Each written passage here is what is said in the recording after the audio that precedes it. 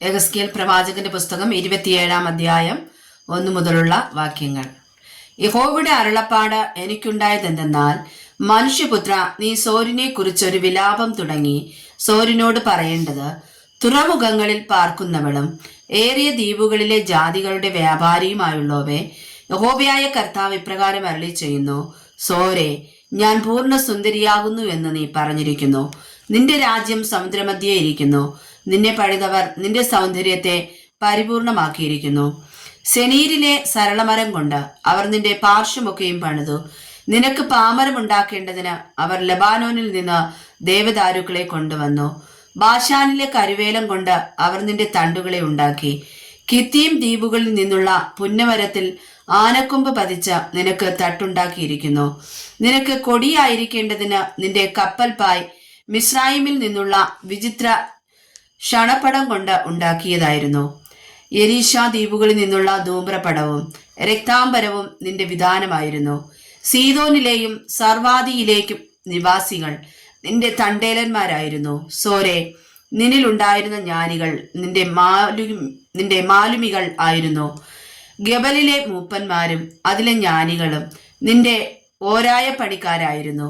സമുദ്രത്തിലെ എല്ലാ കപ്പലുകളും അവയുടെ കപ്പൽക്കാരും നിന്റെ കച്ചവടം നടത്തേണ്ടതിന് നിന്നിലുണ്ടായിരുന്നു. പാർസികളും ലൂദ്യരും പൂത്യരും യോദ്ധാക്കളായി നിന്റെ സൈന്യത്തിലുണ്ടായിരുന്നു. അവർ പരിചയം തലക്കോരികയും നിന്നിൽ തൂക്കി നിനക്ക് ഭംഗി പിടിപ്പിച്ചു. അർവാത്യർ നിന്റെ സൈന്യത്തോടു കൂടെ ചുറ്റും നിന്റെ മതിലുകളിന്മേലും ഗമ്മാത്യർ നിന്റെ ഗോപുരങ്ങളിലും ഉണ്ടായിരുന്നു. അവർ നിന്റെ മതിലുകളിന്മേൽ ചുറ്റും പരിച തൂക്കി നിന്റെ സൗന്ദര്യത്തെ പരിപൂർണമാക്കി. തർശീസ് സകലവിധ സമ്പത്തിന്റെയും പെരുപ്പം നിമിത്തം നിന്റെ വ്യാപാരിയായിരുന്നു. വെള്ളി, ഇരുമ്പ്, വെള്ളീയം, കാരീയം എന്നിവ അവർ നിന്റെ ചരക്കിന് പകരം തന്നു. യാവാൻ, തൂബാൽ, മേശക് എന്നിവർ നിന്റെ വ്യാപാരികളായിരുന്നു. അവർ ആളുകളെയും താമ്ര സാധനങ്ങളെയും നിന്റെ ചരക്കിന് പകരം തന്നു. തോഗർമ ഗ്രഹക്കാർ നിന്റെ ചരക്കിന് പകരം കുതിരകളെയും പടക്കുതിരകളെയും കോവർക്കഴുതുകളെയും തന്നു. ദദാനിയർ നിന്റെ വ്യാപാരികളായിരുന്നു. അനേകം ദ്വീപുകൾ നിന്റെ അധീനത്തിലെ വ്യാപാര ദേശങ്ങളായിരുന്നു. അവർ ആനക്കൊമ്പും കരിമരവും നിനക്ക് കപ്പം കൊണ്ടുവന്നു. നിന്റെ പണിത്തരങ്ങളുടെ പെരുപ്പം നിമിത്തം അരാം നിന്റെ വ്യാപാരിയായിരുന്നു.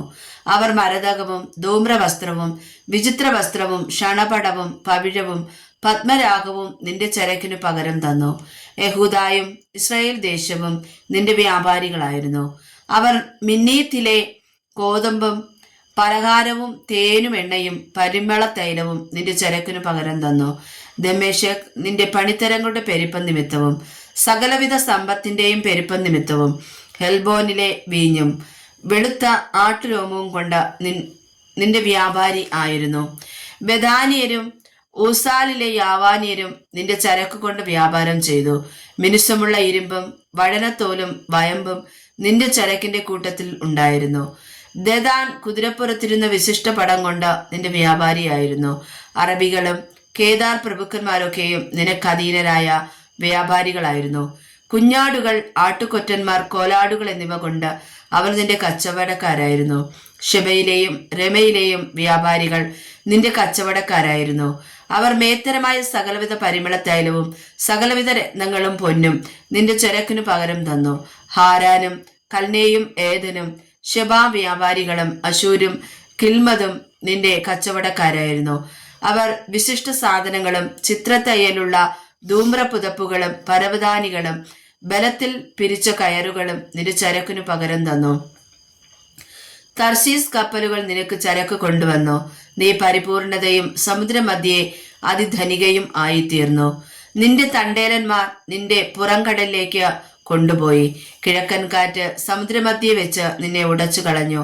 നിന്റെ സമ്പത്തും ചരക്കും കച്ചവടവും കപ്പൽക്കാരും മാലുമികളും ഓരോയ പണിക്കാരും കുറ്റിക്കാരും നിന്നിലുള്ള സകല യോദ്ധാക്കളും നിന്റെ അകത്തുള്ള സർവ ജനസമൂഹത്തോടു കൂടെ നിന്റെ വീഴ്ചയുടെ നാളിൽ സമുദ്രമധ്യേ വീഴും. നിന്റെ മാലുമികളുടെ നിലവിളി കൊണ്ട് കപ്പൽ കൂട്ടങ്ങൾ നടുങ്ങിപ്പോകും. തണ്ടേലന്മാരൊക്കെയും കപ്പൽക്കാരും കടലിലെ മാലുമികൾ എല്ലാവരും കപ്പലുകളിൽ നിന്നിറങ്ങി കരയിൽ നിൽക്കും. അവർ കൈപ്പോടെ ഉറക്കി നിലവിളിച്ച് തലയിൽ പൂഴിവാരിയിട്ട് ചാരത്തിൽ കിടന്നുരുളുകയും നിന്നെ ചൊല്ലി മൊട്ടയടിച്ച് രട്ടുടുക്കുകയും നിന്നെക്കുറിച്ച് മനോവ്യസനത്തോടും കൈപ്പുള്ള വിലാപത്തോടും കൂടെ കരയുകയും ചെയ്യും.